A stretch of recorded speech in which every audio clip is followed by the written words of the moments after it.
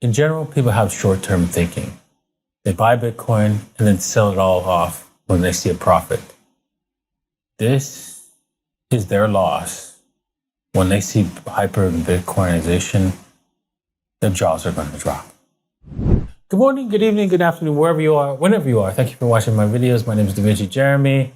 May not be in the pipe 5x5, but I am here today anyways. You know, I think the building of your character is how you actually show up on the days when it's really, really difficult to show up. And so, yeah, this is one of those days, and it's been one of those weeks for me actually right now. And I've been here to not only during the weekdays, but also on the weekends. So it's been a challenge for me, but I'm actually taking this as something that you know, life challenges that you go through. You have to work through them. And when you come out the other side, you come out stronger. So the days when things are easier, you'll be appreciative of them, those days in the future. And I hope you guys learn that from me. Okay, with that said, we're going to be going over the news, talking about Bitcoin, of course, and going through some of the next gen meme coins, and also doing some trading at the end of the show, near the end of the show. So make sure you watch all the way to the end. And if you're interested in trading, you can do so at bybit.davincij15.com.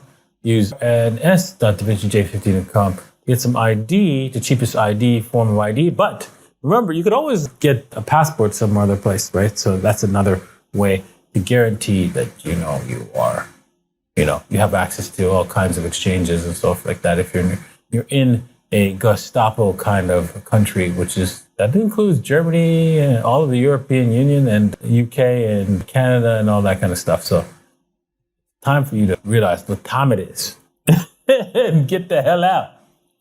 All right. Early, right? You know, of course, it's early for early, right? They'll be getting their chance. Pay, right? Giving you a second chance as you come back, trying to make a W here. Me, probably going to do the same thing. We're going to come back, do W, and then off we go. Or, well, I told you yesterday. Y'all didn't listen. And that's right? There's more to come. More to come. If you think that was just low volume luck, you ain't seen nothing yet. Waffles, again, still more to come with waffles, so don't miss out, right? All right. A list of links of news. Also, you can see this in the description, and you can join the public group. All right. First news of the day, Satoshi Nakamoto's crucial Bitcoin insight echoes after 14 years. In a tweet, Bitcoin historian Pete Rizzo revisited a pivotal statement made by Bitcoin enigmatic creator Satoshi Nakamoto exactly 14 years ago.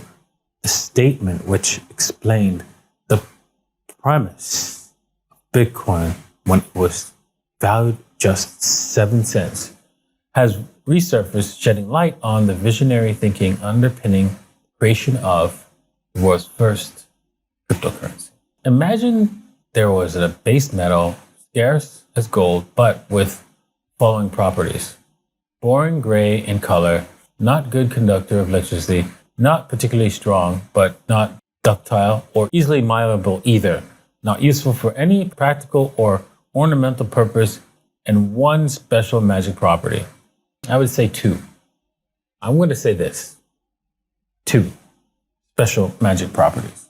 1 is it can be transported over a communications channel, and 2, there's actually a fixed supply, and we know what it is. I want you to let that sink in for a second. And diminishing supply is fixed in cycle, right? So we can't increase the supply, right?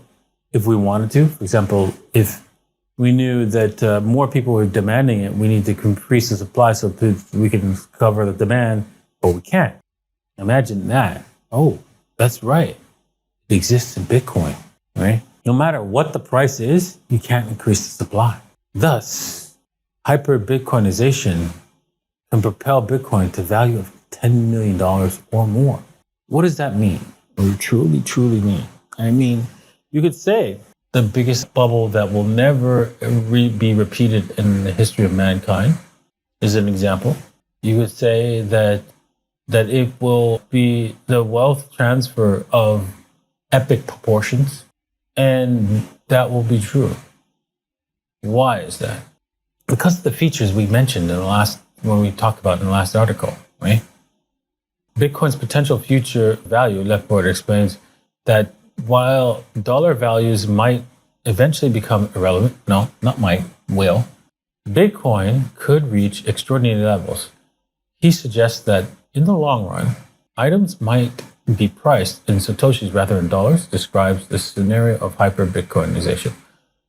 They will be priced in, might be called Satoshis, might be called something else, doesn't matter what it's called, but it will be Bitcoin itself. The power law model, which he considers a reliable indicator noting Bitcoin's price could reach hundreds of thousands or then millions, and eventually 10 million per coin over decades as it gains wider adoption. Yes, this is true. He says while he hopes this transition happens gradually to avoid dystopian outcome, he believes Bitcoin's superior qualities will inevitably lead to widespread adoption. Yeah, you know what? That is true.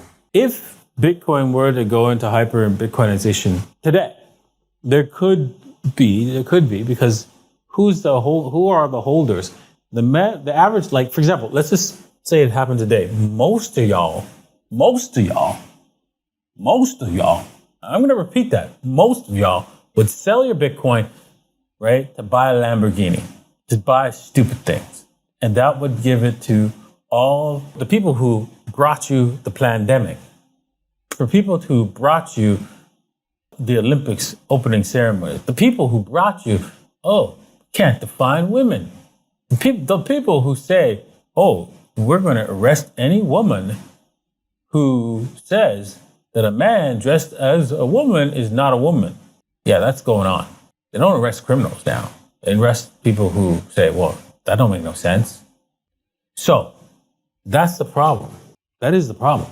And that's what he's afraid of, right? So, one of it's the one cryptocurrency is out there that you've got to hold. You've got to hold.